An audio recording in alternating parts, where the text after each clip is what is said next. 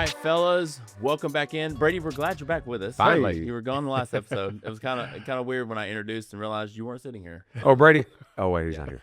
So, but great episode. The last one we talked about grace under pressure a little bit. Adam, our ratings went down last time. No, I think it was good. I had somebody reach out and tell me, they were like, I just listened to your episode. Feel like I got slapped in the face a little bit. You know, I've got some grace that I got to give. For sure. That was a great. I thought it was a great one we have. So We all have that. I mean, we all have. Anytime we get under pressure, especially if you're dealing with conflict, you got to show some grace. Oh yeah, giving grace and stuff. I did tell Benji I was kind of sad that we didn't get to hear your perspective, because I feel like, I mean, as much as you do on the day to day, you probably would have had a lot to give to that conversation.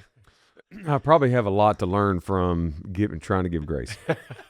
We all do. We're on a journey of life together. We are. Hey, I will tell you guys, I did have someone reach out to me recently, and they wanted to have lunch with me, and they said, look, I just want to tell you what an impact this podcast has made on my life, and what you and Brady are doing, Adam, you guys are doing has really helped shape me to be better. And I was like, man, that's incredible. He said, what you don't know is I actually gave my life to the Lord 6 months ago. Well, That's awesome. And That's incredible. I was like, man, that's the best decision you could have ever made. So look, listeners, we know this is a podcast that we are not scared to tell our faith. Honor God is our number one core value. It will always be that way.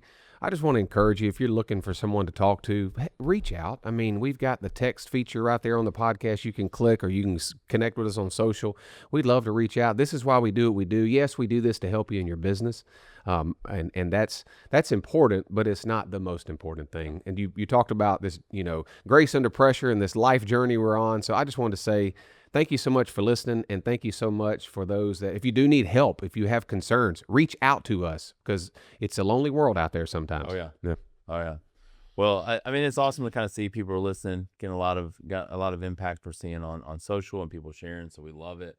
But I'm excited about today's Heck episode. yeah. Hey, before we do the before we mention the episode, do either one of y'all in the widget world, we talk about WIDGET, Working genius. yeah, do either one of y'all have discernment in your, is it one of your Competencies. Okay, one of your competencies. Okay.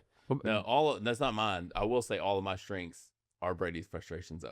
So Yeah, Adam has zero discernment. No, I'm just kidding. I know it is not, but I did always laugh, because until we did it, we always were trying to figure out, why do Brady and I kind of not like work together, because we're on different sides of it. Like, my strengths are his frustrations, and my frustrations are the same thing. So. And listen, that's okay. That is okay. totally fine. That's what makes us better. The reason I asked the question is because today we're talking about discerning the machine. Yeah. And the machine is AI. Yeah. A lot of people get scared about AI. I'll be honest, when it first came out, I was like, this is kind of cool, because I'm the guy that IW and mine invention and wonder. I'm the guy that's like, man, what could we do with something like that? How can we make it better? Yeah. But some people go, oh my goodness, like this is a problem. Yep. So I mean, anyway, I was pushed back on it. I mean, Brady, we talked about this in a lot of meetings. Major pushback. I think as a creative, I'm thinking, well, is this going to replace what I do? But as we got more into it, I found out that it's just a tool in my toolbox, and helps yeah, for me sure. kind of work through some of this stuff. But it is kind of scary, because you're sending all this information off to the world and to whatever. Now there's multiple platforms. Oh, yeah. Oh, man. Just ChatGPT at first. Well, Yep. If you're not using Claude, I hope you pay me for this sponsorship. Use Claude. Personally, I use Claude. I do like Claude, but yeah, you're sending all this information off. It is kind of a nerve-wracking thing, because you're like, all right, I'm sharing this information, I'm doing these things. And at first with chat, remember, there was a lot of businesses that had to be like, hold on, you're not using this. You're like, people were using it to answer their questions for their business. Yeah. And Yeah. like, hold on, this is like trade secrets. Like, where's this going? Right. So it can be a very scary world. So Well, here's the thing. I mean, the reality is it's showing up everywhere. I mean, It's here. It's here to stay. I'm not going to say leap and go all in. It's a machine. It has to learn you, right? It has to learn what you're wanting to do.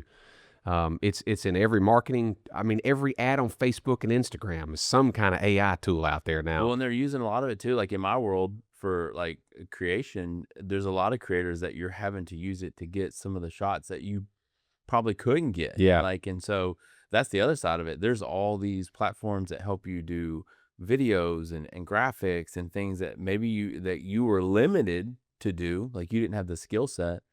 well, now you can use kind of AI to help you do it. Obviously, within spectrum, you don't want guys with like 7 fingers and stuff like that. So. Well, I mean, I think about this. I mean, you said it's a tool, and I don't know why this analogy came to my mind. Y'all are probably gonna think it's dumb, but you know, think about all the different tools that have come out throughout even the centuries, through like the Industrial Revolution or just different things. But the analogy that came to my mind was a lumberjack. Yeah. All right. So back in the day, you know, they've got these axes and hatchets and they're just chopping down these trees, you know. And then when the chainsaw came out, what do they think? Oh man, this is terrible. I mean, it's going to take our jobs, and it's going to do this, and it's going to do that, and people are going to get done a whole lot quicker.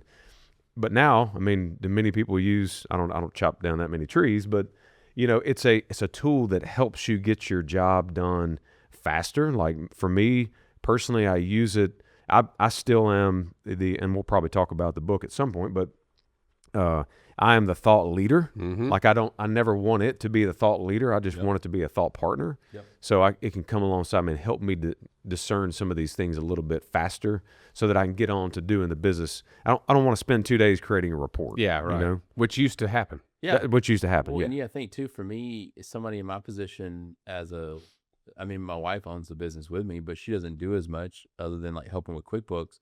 So I use it a lot of times too, to talk to it, to think through things, because I don't have somebody to bounce ideas off. Yep. Whether I'm writing an estimate or working on a contract or a scope, like what I want, like, you know, taking the client's needs. I've used it to kind of as a way to help me talk through it. But I agree with you. Like, I don't want it to be the one that's deciding, hey, you're going to do these things. Right. I want it to help me think outside the box, especially when I don't have somebody to bounce the ideas off of. That's right. Yeah. I mean, it is. It's everywhere. If you're hiring, you know, management, leadership, if you're out there trying to hire people, making HR decisions, you put in the task. It'll be careful to come back with, because it'll give you some pretty unique things. Customer service. I mean, in the customer service space, it helps.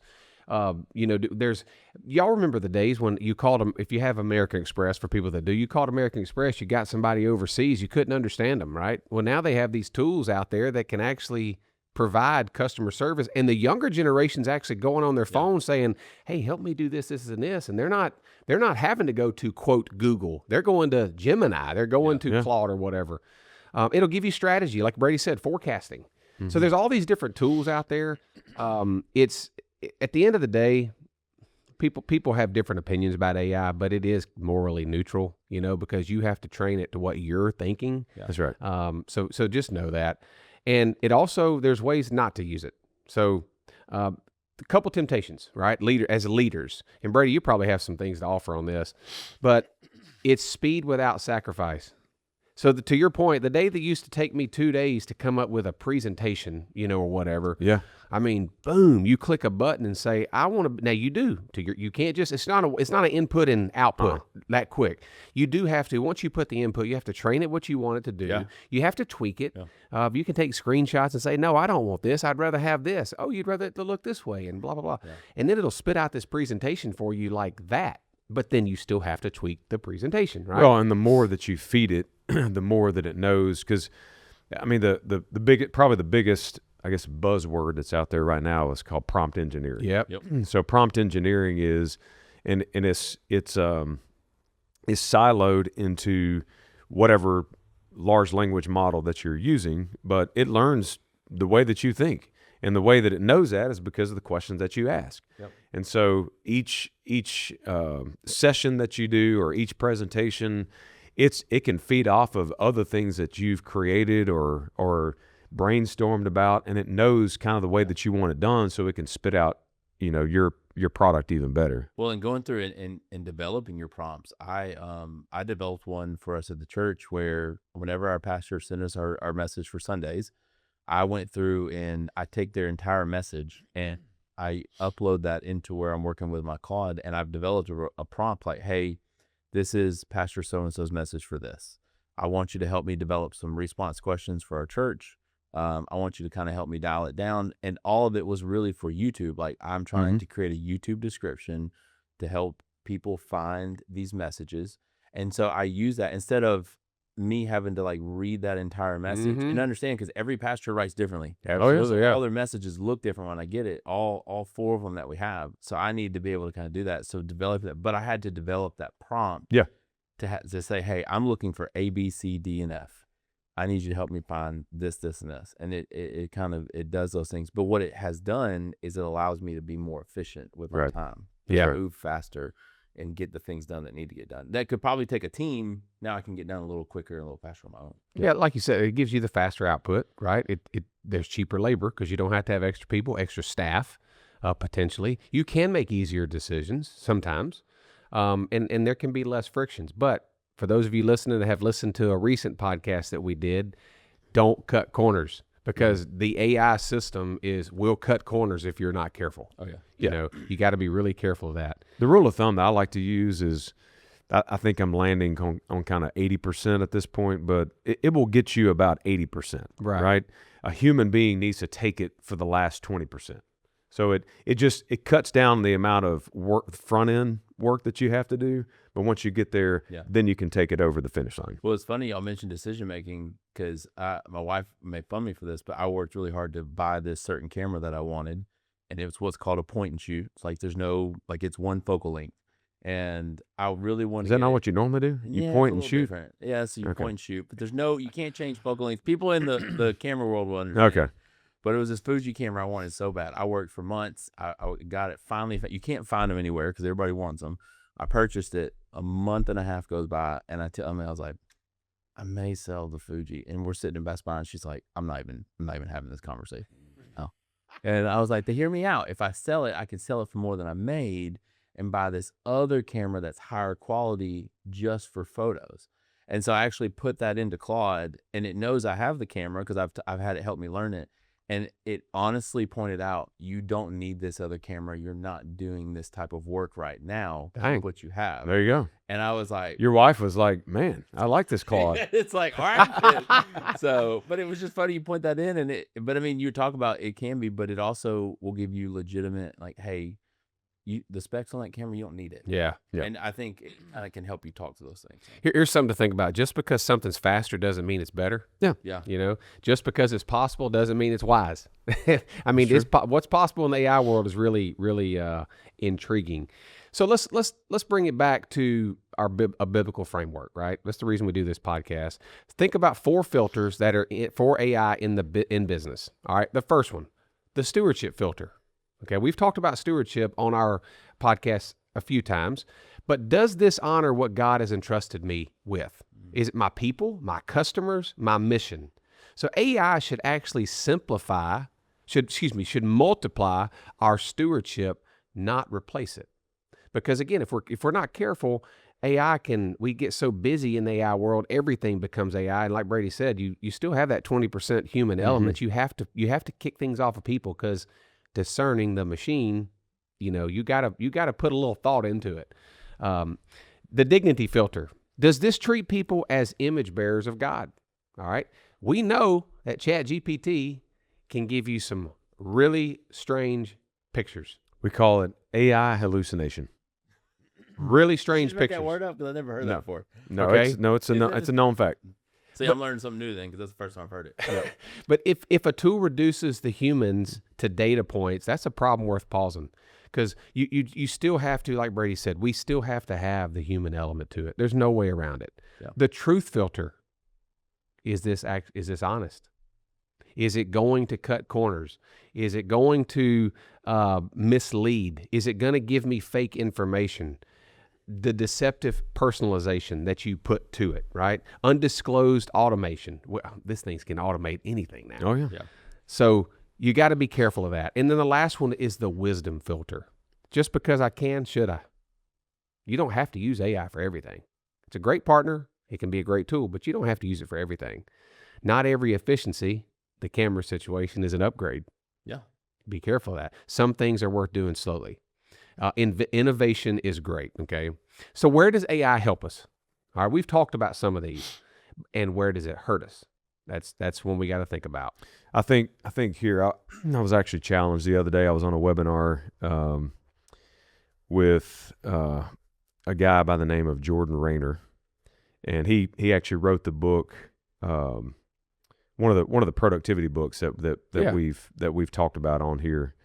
And so he was talking through it, and we'll put that in the show notes. The books, I'm drawing a blank right now, but he was talking through just some practices, and he actually got on the AI, and he said, look, I use AI. I use it all the time to do this and do that. But sometimes we go to AI first. And so he gave us like 4 different steps that would help us be a better leader and all these things. And one of the steps was, and I wrote this down. I was like, oh man, that one kind of punched me in the gut. But he says, here's one practice I want you to do. He says, before you go to AI, I want you to go to I am. Ooh, that's good. That is and good. So he actually has this little, it's not an app, but he's got this little thing that you can install on your phone, and you put it, you put it right beside your AI app of choice, and it's got I am, and then it's got like this little arrow. So you go to, so if you whip out your phone and go, I need to go to the I am first. Like go to the Lord, seek the Holy Spirit, seek the wisdom, seek the guidance, instead of going to the. So I was challenged by That's that. good. Yeah. Mic drop. Yeah. I was gonna say, I don't feel like anything I can say can follow up that one, because it makes a lot of sense. It's because you also have to be careful, because like you said, you don't know what you're being fed. For sure. When you go and you read the Word and you're doing these things, you know what you're getting. You know what you're being fed. You know what the Lord's speaking to you. Sometimes with AI, you don't know where that source is. Where is it pulling from? Because it's scanning, it's pulling from the internet, it's pulling from sources, pulling from Reddit, pulling from all these different things. Yeah. So you have to be careful, because there's a lot of just false information, and Well, you have no idea. And I don't disagree with you. I just, and I'm not pushing back. Just a thought though. We can blame a lot on AI, but let's just talk about like reading the Word. You've, and I know we're kind of getting off script here a little bit, totally but fine. you talk about the biblical framework. But if we don't have the personal relationship with Jesus, and we're not studying the Word for ourselves and researching and doing different things, a lot of times, and I know I've been guilty of this and still am, probably to some degree, but we blame on AI. But what about the pastor, the podcast, who are you listening to, the books that you're reading? How's that any different? Because do we know that they're right? Yeah. So it's whatever input that we're receiving in.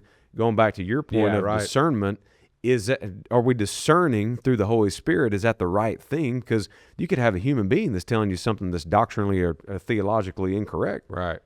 But unless you're studying the Word for yourself and understanding it, then you may or may not know that input is the right thing. Yeah. That's really true. Because again, if you AI used well can actually free our team from unnecessary work. We talked about that a few minutes ago. It can bring insights to the forefront that you might need to improve on. It can expand what a small team, you talked about this, can actually accomplish, because you don't have to have, here's where it can be used poorly though.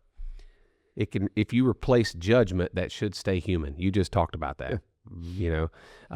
It can actually spread misinformation faster than you could imagine. Because to your point, Adam, if Reddit's picking up on it and whatever else may be picking up on it, it can spread information that's not true. And it can strip the humanity out of leadership. That's what you don't want to do that. Yeah. Automate the task, don't automate the trust. It kind of sums up what Brady was talking about. The human touch still matters. Yeah. You have to have empathy for people. You have to have that spirit-led discernment that you were talking about. Yeah. You have to have genuine encouragement, because AI is not going to help you with that. AI is going to tell you what a machine wants you to hear. Yeah. Let the machine handle the workload, but don't let it handle the relationships that we have with each other. Yeah. So, I think about it too a lot. I relate with AI, especially being in the creative world. I always want to keep my mind fresh, especially as I'm getting older. I want to keep fresh. I want to have good ideas. I want to be able to think through things on how I want to create and what kind of art I want to make and things I want to do. I've always kind of thought about it like when it comes to, take weight loss, for instance. It's like we're in a space now where everybody wants to find the quick way to lose weight without putting the work in. Yeah. And so you got to think part of managing your weight and doing those things is going through those hard moments, the run, the weights, all the different things you're doing. It makes it tough to do those moments, but in the end, you're making it better on your body. Yes, right.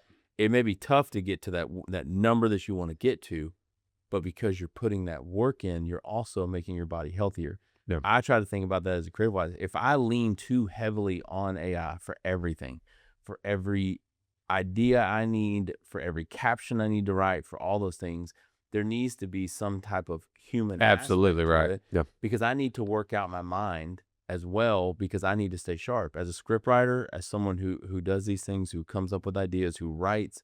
I need to be able to do that. If I'm doing too much of it, I feel like I'm going to lose that edge. Yeah, I lose that's right. it quickly. Just like when the workout, if I'm not working out, if I'm not running, I could look like I'm healthy because I'm smaller or whatever I've done to lose the weight. But if I'm not out putting the work in, I'm not going to hit that 8-minute mile, that 7-minute mile. I'll never be at a 7-minute mile, just for the record. I'm trying to get to 8 minutes. I'm so close. I'm at 8.5 for a 5K. I'm so close. But yeah, I've always felt that when I've looked at those, I looked at the same way with AI. Yeah. I've got to make sure that I'm still having that aspect so I can work my brain. Yeah. So think about this in the business space. Let's put up some practical guardrails, okay, for our business. We got to be transparent. Tell our customers when AI is involved. We use an AI phone system, for our company, but we have taught that system how to ask the right questions that gets our customers the best service, the fastest service, because they may have water in their house. They may have smoke in their home. We want to get the most pertinent information as fast as we can because we need to get someone to the home or business, right? So let them know when you're using AI. Keep humans in the loop. There's still a follow-up process after AI takes the intake that we have to have a human element reach out. That can't, people still want to talk to people. They don't want to talk to machines all the time. They want to talk to people, especially when hiring, firing, if it's pastoral care, high-stake decisions. Be transparent. Audit regularly. We do that in our systems all the time. Audit what we're doing, because if you get off track, like Brady, you and Adam were talking about, if you get off track, the system starts learning the off-track method. It doesn't learn the on-track method. So you got to be careful of that. Our tools do drift away. Stay anchored. We talked about that on a podcast. Stay anchored to the mission that you're trying to accomplish. Your values should drive your tech, not the other way around. Our core values are most important to us, but we never want that to flip the other way, and we're going to do our level best not to. So as we wrap this up, just a couple leadership takeaways, okay? Remember, everyone, and I know you know this, but we're going to say it anyway. AI is a tool. It's not a strategy, okay? It is a tool. Stewardship, dignity, and truth and wisdom are timeless filters. Steward what the Lord has given you. Don't take advantage with AI to make it work for you, right? The human moments are still the most valuable ones you have. Have a human conversation, because you can have as much as you want on an automated system, which I'm trying to learn automation in AI right now, but I still have to have the human element. Hey, I need to understand this better. Help me understand this better. Discern the leader's edge. That's how we can use it to our advantage in this automated world. Discern what AI is doing. Because that machine, it's powerful, but if you're not careful, it can work against you. Reflect. Here's a little bit of reflection, okay? Where is AI showing up in your business right now? Now, we know in our industry, it is showing up left and right from every angle we got. We call it the hub and spoke model. Man, we're just sitting here in the middle of the wheel going, what's coming next, you know? Because it's moving fast. Are you using it to serve people, or are you trying to replace them? It's something to think about. What is one area that we need to slow down and we could add the human touch back in? Now, that doesn't mean you don't speed your processes up. That doesn't mean you speed your strategy up, so to speak. But don't let AI be the everything, because, again, it's just a tool. Technology is changing so fast. Wisdom does not change. Lead with what lasts. What's some closing thoughts you guys might have? I think one closing thought is, we talked about just how much faster it can help. I was actually having this conversation yesterday, but like one practical thing is for meetings, how many times do you come to a meeting and the meeting is like a discovery meeting, but you feel like you never get anything done? Yeah. So one of the ways that we're using AI is to let the automation, the tools, the reports, and that way you can compile the information, send it out to the team so they can do the discovery on their own, so that when you come to the meeting, now it's a very productive conversation. Instead of trying to dissect different things in the meeting, now we can come with real questions and real answers. Yeah. So, we could probably do 8 episodes just on AI, but that's one of the things that I'm thinking. But the other thing is, like we started with, you are the thought leader. It is the thought partner. One of the book that I read on AI is the AI Driven Leader by Jeff Woods. See, I knew the author. There you go. Aren't you impressed? And it's spelled Geoff, by the way. But it's a great book. Any leader that's out there that's looking at getting into AI in the workplace, it's phenomenal. And he has a lot of tools on his website too. Yeah. So as always, we just want to say thank you so much for listening to us, watching us on YouTube. Really appreciate you guys. If you ever have questions, like we said at the beginning, reach out to us. We'd love to talk with you. And as always, go out and live a higher up life. We'll see you next time.